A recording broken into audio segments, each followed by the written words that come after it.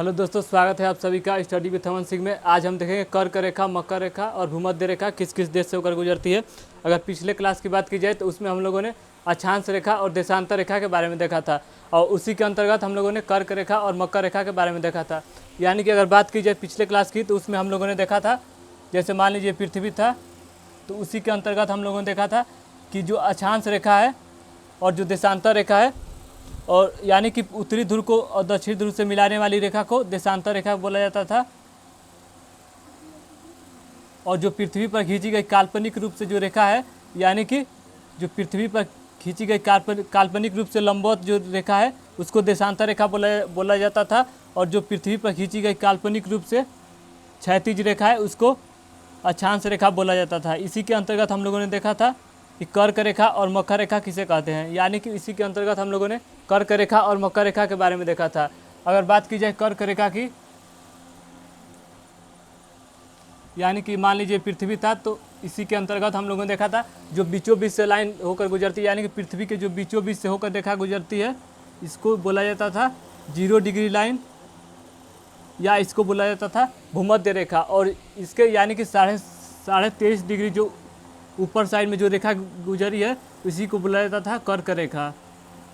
तो आज हम देखेंगे जो कर्क रेखा है वह किस किस देश से होकर गुजरती है, और जो भूमध्य रेखा है वह किस किस देश से होकर गुजरती है, और जो नीचे सबसे नीचे लाइन है यानी कि मकर रेखा यह किस किस देश से होकर गुजरती है, इसके बारे में हम लोग देखेंगे। और इसमें यानी कि सबसे जो ऊपर लाइन एक था इसको बोला जाता था यानी कि 66.5 डिग्री उत्तरी अक्षांश आर्कटिक वृत्त इसको बोला जाता था। और जो नीचे 66.5 डिग्री दक्षिणी अक्षांश को, जो 66.5 डिग्री दक्षिणी वृत्त है इसको बोला जाता था अंटार्कटिका वृत्त बोला जाता था। तो हम लोगों ने पिछले क्लास में इतना देखा था। आज देखेंगे जो कर्क रेखा है और जो भूमध्य रेखा है और जो मकर रेखा है वह किस किस देश से होकर गुजरती है।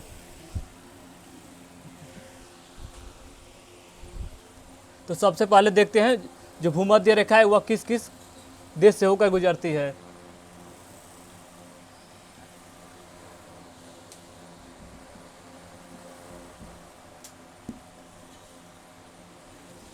यानी कि अगर बात की जाए भूमध्य रेखा की तो यह जो है यह पृथ्वी के यानी कि बीचों बीच से होकर गुजरती है। तो सबसे पहले हम देखेंगे कि कौन कौन से देश से होकर गुजरती है। तो सबसे पहले अगर देश की बात की जाए तो सबसे पहले जो देश से होकर गुजरती है, यानी कि यहाँ से बीचों बीच से होकर गुजरती है, सबसे पहले जो देश से होकर गुजरती है इसको बोला जाता है इक्वाडोर। यानी कि सबसे पहले जो देश पड़ता है वह पड़ता है इक्वाडोर। उसके बाद जो देश पड़ता है यानी कि इक्वाडोर को पार करते हुए और सीधे यानी कि कोलंबिया, जो कोलंबिया देश है, कोलंबिया देश में प्रवेश करती है। उसके बाद से ब्राज़ील देश को भी काटती है, यानी कि तीसरा जो देश पड़ता है वह पड़ता है ब्राज़ील। यानी कि हम लोग देख रहे हैं जो भूमध्य रेखा है वह किस किस देश से होकर गुजरती है। तो सबसे पहले हम लोगों ने देखा यह जो सबसे पहला देश जो है वह इक्वाडोर को काटती है, उसके बाद से कोलंबिया को काटती है, उसके बाद से ब्राज़ील को काटती है। उसके बाद से हम लोग देखेंगे जो अफ्रीका महाद्वीप है इसमें जब प्रवेश करती है तो किस किस देश से होकर जाती है। तो सबसे पहले अगर इसकी बात की जाए मैप की, तो ये जो पूरा क्षेत्र है यह एशिया के अंतर्गत आता है। यानी कि ये वाला जो क्षेत्र है यहाँ पर एक यूराल पर्वत है जो कि एशिया और जो यूरोप है इसको पृथक करता है। तो ये वाला पूरा क्षेत्र है जो एशिया के अंतर्गत आता है, जिसमें कि भारत भी देश है। और यह जो क्षेत्र पड़ता है यह यूरोप के अंतर्गत आता है, यूरोप महाद्वीप के अंतर्गत। और जो तीसरा है यह है अफ्रीका महाद्वीप, यह जो है अफ्रीका महाद्वीप है। और जो चौथा है यानी कि यह जो है यह है उत्तरी अमेरिका, यानी कि जो यूएसए यानी कि जो अमेरिका है वह उत्तरी अमेरिका के अंतर्गत आता है। और जो चौथा महाद्वीप है वह है दक्षिणी अमेरिका। और जो सबसे छोटा महाद्वीप की अगर बात की जाए तो वह ऑस्ट्रेलिया पड़ता है। उसके पहले जो आता है वह आता है अंटार्कटिका महाद्वीप। तो यह इसकी चर्चा हम नहीं करेंगे, इसकी चर्चा बाद में करेंगे। सबसे पहले हम देखते हैं कि कौन कौन से देश होकर भूमध्य रेखा, कर्क रेखा और जो विषुवत रेखा है वह गुजरती है। तो सबसे पहले हम लोगों ने देखा जो विषुवत रेखा है सबसे पहले जो देश को पार करती है वह इक्वाडोर को पार करती है, उसके बाद से कोलंबिया में प्रवेश करती है, और जो तीसरा देश को काटती है वह है ब्राज़ील। उसके बाद से अफ्रीका महाद्वीप में प्रवेश करती है, और जो चौथा देश को काटती है वह है गैबन देश, यानी कि जो चौथा देश है वह है गैबन, और जो पांचवा देश को काटती है इसके बाद से उसकी यानी कि कांगो है, और फिर इसके बाद से कांगो देश के बाद फिर जो छठवां देश है यानी कि कांगो जैसा ही देश इसका भी नाम है, यानी कि इसको बोला जाता है कांगो गणराज्य। यानी कि जो छठवां देश है वह है कांगो गणराज्य। तो हम लोगों ने देखा सबसे पहले कि जो मतलब भूमध्य रेखा है वह पृथ्वी के यानी कि बीचों बीच से होकर गुजरती है, जो कि सबसे पहले इक्वाडोर को काटती है, फिर कोलंबिया को काटती है, फिर ब्राज़ील को काटती है, फिर उसके बाद से अफ्रीका महाद्वीप में जब प्रवेश करती है तो सबसे पहले गैबन देश को काटती है, उसके बाद से कांगो को काटती है, फिर कांगो गणराज्य जो देश है उसको काटती है, फिर इसके बाद से जो देश को काटती है यानी कि 7वां नंबर पर जो है वह युगांडा देश को काटती है। उसके बाद से जो 8वां देश पड़ता है यानी कि केनिया देश को काटती है। फिर इसके बाद से जो देश पड़ता है यानी कि सोमालिया देश को, यानी कि यहाँ पर जो सटा हुआ देश है उसको सोमालिया बोला जाता है, जो सोमालिया देश है यानी कि 9वां नंबर पर जो देश आता है वह आता है सोमालिया देश को काटती है। फिर इसके बाद से मालदीव जो देश है इसको काटती है, यानी कि 10वां नंबर जो देश है मालदीव इसको काटती है। फिर जो इंडोनेशिया यानी कि इंडोनेशिया वाला क्षेत्र है, ये वाला पूरा क्षेत्र इंडोनेशिया के अंतर्गत आता है। फिर इसके नीचे आपको पपुआ न्यू गिनी देखने को मिलता है, तो इससे कोई मतलब नहीं है। यानी कि जो इंडोनेशिया है यह भी मतलब भूमध्य रेखा के बीचों बीच से होकर गुजरती है। यानी कि जो भूमध्य रेखा है, जो 0 डिग्री लाइन है वह जो है वह इंडोनेशिया को भी काटते हुए निकलती है। यानी कि 11 नंबर पर हमारा आता है इंडोनेशिया देश आता है। अगर इंडोनेशिया की बात की जाए तो इंडोनेशिया जो देश है सबसे ज़्यादा मुस्लिम जो देश में रहते हैं वह इंडोनेशिया देश ही है।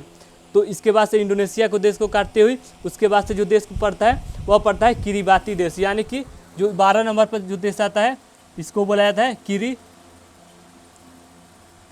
किरिबाती देश पड़ता है। उसके बाद से हमको देखने को मिलता है इसके आगे साओटम प्रिंसिप देश को काटते हैं। यानी कि यहाँ पर किरिबाती जो देश है यहाँ पर सबसे लास्ट में देखने को मिलता है, और इससे पहले जो देश है वह है साओटम प्रिंसिप जो देश है। यानी कि जो 13 नंबर पर देश आता है वह है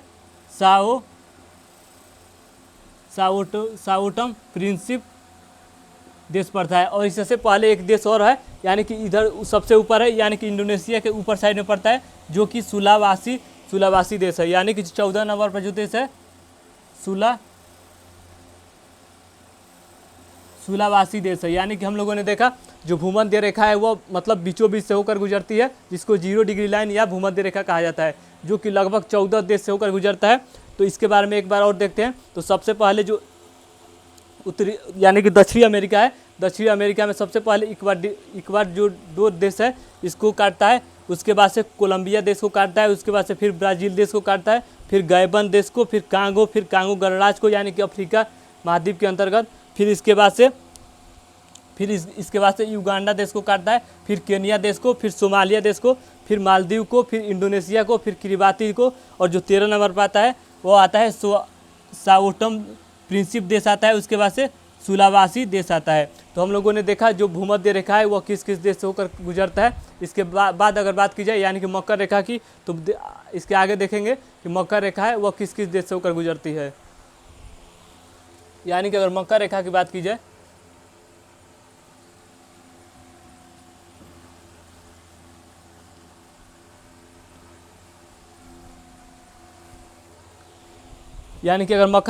की जाए तो सबसे पहले यह भी जो है वो दक्षिण अमेरिका को काटते हुए यहाँ यानी कि यहाँ से प्रवेश करती है।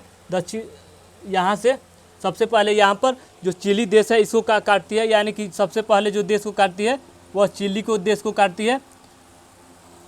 और उसके बाद से जो अर्जेंटीना देश है उसको काटती है, यानी कि दूसरे नंबर पर जो देश है वह है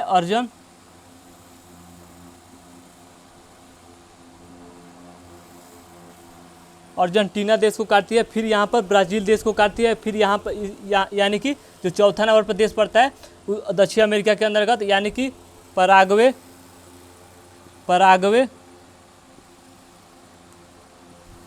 को भी काटती है। और फिर चौथा जो देश है वह ब्राज़ील को भी काटती है। यानी कि दक्षिण अमेरिका के अंतर्गत यह चार देशों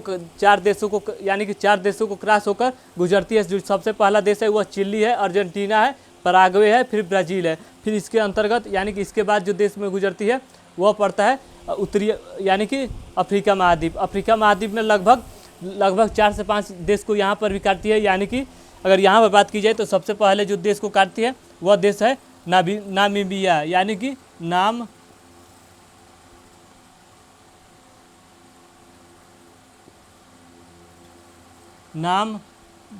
नामीबिया देश को काटती है। फिर इसके बाद जो देश को काटती है यानी कि बोत्सवाना देश को काटती है।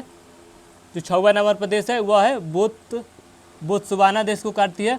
फिर इसके बाद जो देश को काटती है मोजाम्बिक देश को काटती है। और फिर दक्षिण अफ्रीका जो देश है यानी कि जो दक्षिण अफ्रीका देश है इसको भी काटती है। यानी कि 7वां नंबर पर इसके अंतर्गत आता है जो वह मोजाम्बिक देश को काटती है।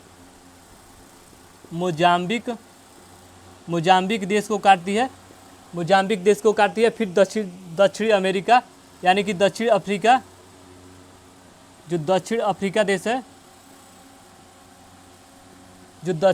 देश है इसको काटती है। यानी कि यहाँ पर अगर अफ्रीका महाद्वीप की बात की जाए तो यहाँ पर नामीबिया देश को काटती है, फिर बोत्सवाना देश को काटती है, फिर दक्षिण अफ्रीका देश को काटती है, फिर मोजाम्बिक देश को काटती है। फिर इसके बाद से जो मेडागास्कर देश है यानी कि मेडागास्कर, अगर 9वां नंबर बात की जाए तो मेडागास्कर, अगर मेडागास्कर की बात की जाए तो 1498 में जब वास्को डी गामा यहाँ पर आया था तो यही मेडागास्कर पर यहाँ पर आकर फंस गया था। यानी कि 1498 में जब वास्को डी गामा भारत की खोज करने के लिए आया था तो यहाँ जो मेडागास्कर है यहीं पर आकर फंस गया था। तो उसी समय एक गुजराती पथ प्रदर्शक थे मोहम्मद मनीद, जो कि यहाँ पर भारत जो देश है यहाँ पर जाने के लिए इसकी मदद की थी। तो यह तो बात है। सबसे पहले हम देखते हैं यानी कि कौन कौन से देश से होकर गुजरती है। तो सबसे पहले हम लोगों ने देखा चिली देश को, अर्जेंटीना देश को, फिर पराग्वे देश से होकर गुजरती है, फिर ब्राज़ील देश से होकर गुजरती है, फिर नामीबिया देश, बोत्सवाना देश, मोजाम्बिक देश, दक्षिण अफ्रीका देश और फिर मेडागास्कर देश। और फिर जो ऑस्ट्रेलिया देश यानी कि ऑस्ट्रेलिया जो महाद्वीप है इसको भी काटते हुए गुजरती है। यानी कि 10 नंबर पर जो आता है वो आता है ऑस्ट्रेलिया।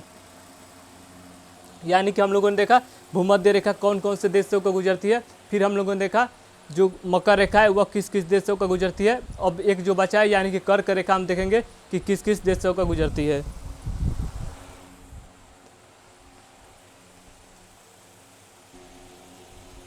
तो हम लोगों ने देखा भूमध्य रेखा किस किस देश से होकर गुजरती है। फिर हम लोगों ने देखा मकर रेखा के बारे में। अब देखते हैं कर्क रेखा किस किस देश से होकर गुजरती है।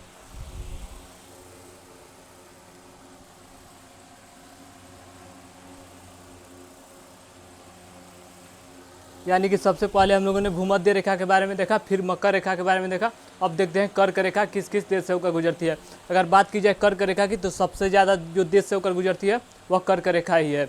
तो कर्क रेखा की बात करेंगे तो सबसे पहले जो देश से होकर गुजरती है यानी कि उत्तरी अमेरिका के अंतर्गत जो देश पड़ता है, सबसे पहले जो देश है वह पड़ता है मैक्सिको देश। यानी कि सबसे पहले जो देश को काटती है वह है मैक्सिको देश।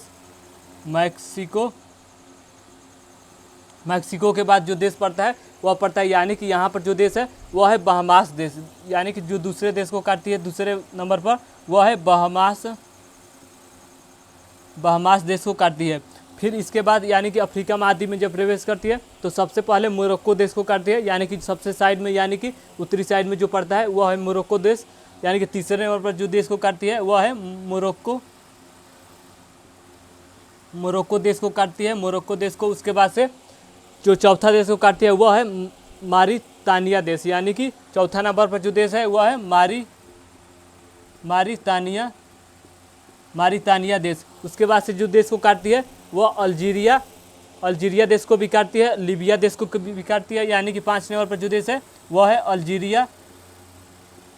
अल्जीरिया देश को भी काटती है। और जो लीबिया देश है लीबिया देश को भी काटती है। फिर जो नीचे साइड में यानी कि लीबिया के नीचे जो देश है वह है नाइजीरिया देश। नाइजीरिया देश को भी काटती है। फिर इसके बाद से यानी कि इधर साइड में इसके दाएं साइड में जो देश है वह पर देश पड़ता है वह चाड देश पड़ता है। अगर चाड की बात की जाए तो चाड के जो ऊपर वाला देश है इसको मिस्र बोला जाता है। यानी कि चाड को भी काटती है। और जो मिस्र देश है यानी कि यहाँ पर लिखते हैं जैसे मिस्र देश है इसको भी काटती है। जो मिस्र देश है इसको भी काटती है, और जो अल्जीरिया है, फिर माली जो देश है 10 नंबर पर जो देश आता है वह है माली देश, और जो माली देश को भी काटती है। यानी कि अफ्रीका में सबसे ज़्यादा जो कर्क रेखा है वह मतलब देश से यानी कि कई देशों से होकर गुजरती है। अगर इसकी बात की जाए तो अगर अफ्रीका महाद्वीप की बात की जाए तो यहाँ पर मोरक्को देश को भी काटती है, मारितानिया देश को भी काटती है, माली देश को भी काटती है, अल्जीरिया देश, नाइजर देश, लीबिया देश, उसके बाद से मिस्र को भी काटती है, और फिर चाड को भी काटती है।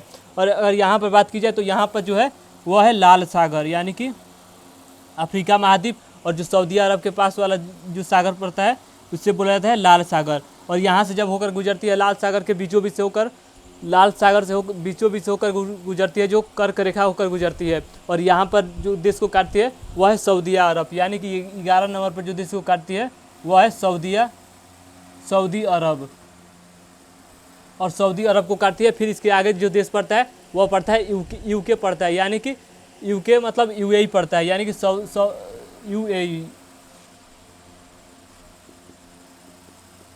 यूएई देश को काटता है। फिर यूएई देश के पास जो देश है उसको काटता है, यानी कि ओमान देश को भी काटता है। जो 13 नंबर पर आता है वह है ओमान देश। जो कर्क रेखा है लगभग 18 देश से होकर गुजरता है। तो हम लोगों ने 13 देश के बारे में देखा। और इसके बाद से अगर बात की जाए तो यूएई को काटता है, यानी कि यूएई को काटता है, फिर ओमान को काटता है, फिर इंडिया को काटता है, यानी कि भारत को काटता है। और भारत में लगभग, यानी कि अगर भारत की बात की जाए तो भारत में लगभग 8 राज्यों से होकर कर्क रेखा गुजरता है। तो हम बाद में इसको देखेंगे कि भारत में जो 8 राज्यों से होकर गुजरता है उसके बारे में देखेंगे। अगर इसके आगे बात की जाए तो यहाँ पर जो बांग्लादेश है इसको भी काटता है, यानी कि जो कर्क रेखा है वह बांग्लादेश को भी काटता है।